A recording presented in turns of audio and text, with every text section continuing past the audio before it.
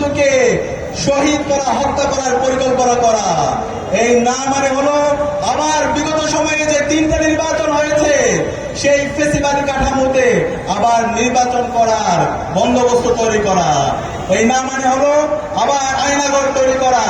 এই না মানে হলো আমাদের ইলিয়াস আলী থেকে শুরু করে ব্যারিস্টার আরমান এবং মাইকেল সাক্করকে যে গুম করা হয়েছে সেই গুমের সংস্কৃতি আবার ফিরে নিয়ে আসা। সুতরাং এই জুলাই প্রজন্ম বেঁচে থাকতে বাংলাদেশে যারা ন্যায়ের পক্ষে দালালি করছে তাদের স্থান আমরা হতে দেব না। আমরা বলতে চাই বাংলাদেশের রাজনৈতিক দলগুলোকে, ইতিমধ্যে 11 দলীয় জোট ঐক্যবদ্ধ বাংলাদেশ জামাত ইসলামের নেতৃত্বে যে জোট গঠিত হয়েছে, তাদের নির্বাচনী ক্যাম্পেইনে তারা হায়ের পক্ষে অবস্থান নিয়েছে। তাদের যত ক্যাম্পেইন হচ্ছে তারা হায়ের পক্ষে ক্যাম্পেইন করছে।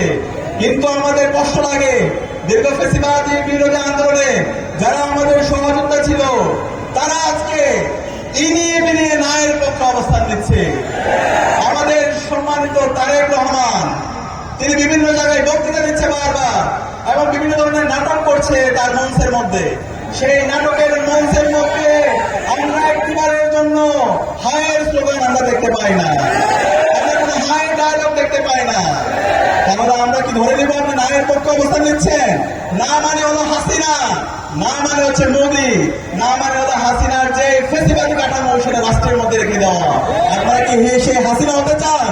তাহলে বলে দিন, তাহলে আমরা হাসিনাকে যেভাবে ডিল করেছি, হাসিনাকে যেভাবে লাঠি দিয়ে ভারতে পাঠাই দিছি, ঠিক সেভাবে আমরা আপনার সাথে ডিল করবো।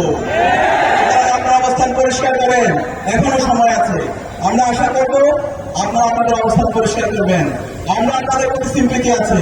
আমরা জানি এই বাংলাদেশে শহীদ জিয়ার অনেক অবদান আছে, বেগম খালেদা জিয়ার অবদান আছে। কিন্তু আজকে যে বিএনপি দেখতে পাচ্ছি, সেই বিএনপি বেগম খালেদা জিয়া আপনার শহীদ জিয়ার আদর্শ ধারণ করে না। বাংলাদেশের যে রাজনীতি, সেই রাজনীতিকে তারা ধারণ করছে না। তারা সেই ফেসিবাদী যে কাঠামো, সেই চাঁদাবাজি, টেন্ডারবাজি, সন্ত্রাসের রাজনীতি আমরা দেখতে পাচ্ছি। সুতরাং আমরা অনুরোধ করব বিএনপিকে আপনারা নিজেদের মধ্যে সংশোধন করেন, জুলাইকে ধারণ করেন, জুলাইয়ের শহীদদের আকাঙ্ক্ষাকে ধারণ করেন এবং খুব দ্রুত সময়ে আপনারা হায়ের পক্ষে আপনাদের ক্যাম্পেইন শুরু করেন। কিন্তু হায়ের পক্ষে যদি আপনাদের অবস্থান পরিষ্কার না করেন তাহলে 12 ফেব্রুয়ারি পর্যন্ত যেতে হবে না।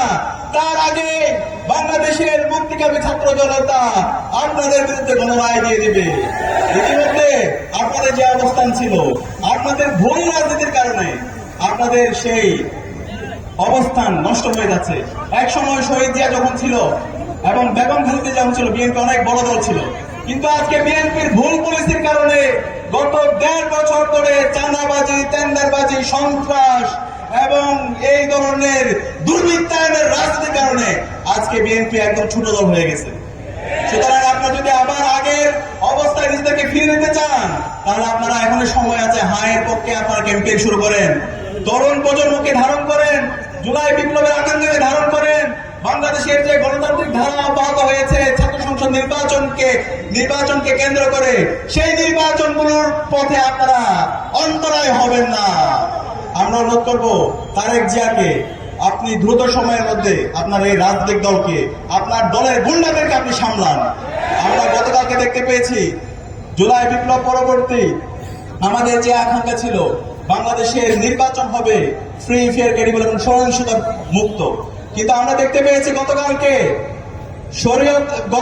শেরপুরে বাংলাদেশ জামাত ইসলামের উপজেলা সেক্রেটারি রেজাউল করিম ভাইকে বিএনপির সন্ত্রাসীরা কুপিয়ে হত্যা করেছে।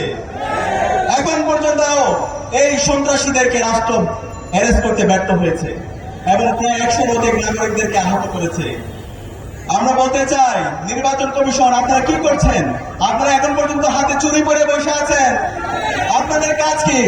এই নির্বাচন যদি সুস্থ, অবাধ এবং নিরপেক্ষ করতে না পারেন, বিগত ফেসিবাদী আমলে বাংলাদেশের নির্বাচন কমিশনের যে পরিণতি হয়েছিল তার চাইতে খারাপ পরিণতি আপনাদের হবে। আমরা সাবধান করছি, নির্বাচন কমিশনের কাজ হচ্ছে একটি সুস্থ এবং অবাধ ক্রেডিবল নির্বাচনের আয়োজন করা। সুতরাং এই বিএনপি যে সন্ত্রাসীরা আমাদের রেজাউল ভাইকে হত্যা করেছে, এই সন্ত্রাসীদেরকে বিচারের আওতায় নিয়ে আসতে হবে এবং এই হত্যার দায় জনাব তারেক রহমান আপনাকেও নিতে হবে। কারণ আপনি আপনার প্ল্যান আছে বলেছিলেন, কিন্তু আপনার এই প্ল্যানের মাধ্যমে এই গুন্ডাদেরকে আপনি সামলাতে পারেন নাই। হত্যার দায় আপনাকে নিতে হবে। আমরা একই সাথে দেখতে পেয়েছি এই বিএনপির সন্ত্রাসীরা গত এক সপ্তাহ জুড়ে বাংলাদেশের বিভিন্ন প্রান্তরে 50-এর অধিক জায়গায় আমাদের মা বোনদের উপরে তারা হামলা করেছে। ওই বিএনপির সন্ত্রাসীরা, তোদেরকে সতর্ক করছি, কাপুরুষের মতো আমার মা বোনদের উপর হামলা করবি না। আরেকবার যদি হামলা করতে আসিস তোদের হাত ভেঙে ফেলা হবে।